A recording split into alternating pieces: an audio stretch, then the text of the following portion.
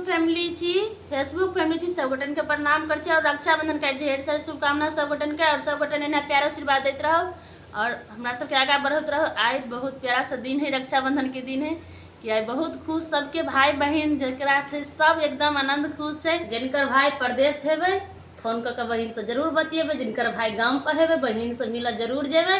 राखी बंधन जिनका भाई के फुर्सत नहीं हो तो उनकर बहन जरूर पहुंच जेबे भाई ले। सही बात है, दोनों भाई बहन के मिलकर रहबाक चाहिए। बिना भाई के बहन उदास और बिना बहन के भाई उदास हो। बहुत प्यारा सा पावन आयल है। तो हम दोनों देवरानी जेठानी बहुत प्यारा सा रक्षाबंधन के गीत गावे जाए छे। अहाँ सब जरूर सुनो और कमेंट करके जरूर बताए। और देखियो भाभी की कह रहा है और ननद के की कहे दोनों के एकदम बढ़िया टक्कर हो रहा है। तो अहाँ सब जरूर सुनो और कमेंट करके जरूर। भाभी अगर रोज रहते तो भाई से मिलने जब चोराइयों के मिल लेबे, भाई से मिलना जरूर रहे। भाई अगर भाई के नेत में खोट रहते तब नहीं कहूँ बहन से मिलते। अगर भाभी कतवा रुसल रहते ना भाई चाहते तो बहन से जरूर मिल सके हैं। कतनो उलहन दे भाभी हम राखी बान्हे भैया मोर बर की भौजी। कतबो उलहन दे भौजी हम राखी बान्हे भैया मोर बर की भौजी। भैया के राखब हम मान ये मोर बर की भौजी। भैया के राखब हम मान ये मोर बर की भौजी। भैया दहाई हमर मान के परानी ये मोर बर की भौजी। टूटा ना देबै नेहक तार ये मोर बर की भौजी। टूटा ना देबै नेहक तार ये मोर बर की भौजी। कतबो गाल फुलेबै भौजी हम राखी बान्हेबै ये मोर छोटकी भौजी।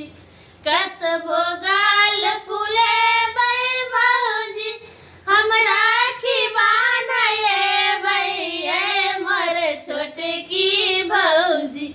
भैया कहब नैहर के शान ये मोर बर की भौजी। भैया के राखब हम मान ये मोर बर की भौजी। भैया के राखब हम मान ये मोर बर की भौजी। भैया तहाई भौजी नैहर के शान ये मोर छोटकी भौजी। भैया तहाई भौजी नैहर के शान ये मोर छोटकी भौजी। टूटा ना देबै नेहक तार ये मोर छोटकी भौजी। टूटा ना देबै नेहक तार ये मोर छोटकी भौजी। कतबो उलहन देबै भौजी हम राखी बान्हेबै ये मोर बर की भौजी। कतबो उलहन देबै भौजी हम राखी बान्हेबै ये मोर बर की भौजी। राखब हम भैया के मान ये मोर बर की भौजी। राखब हम भैया के मान ये मोर बर की भौजी। भैया तहाई भौजी हमर परान ये मोर बर की भौजी। रूसा ना देबै भैया मान ये मोर बर की भौजी।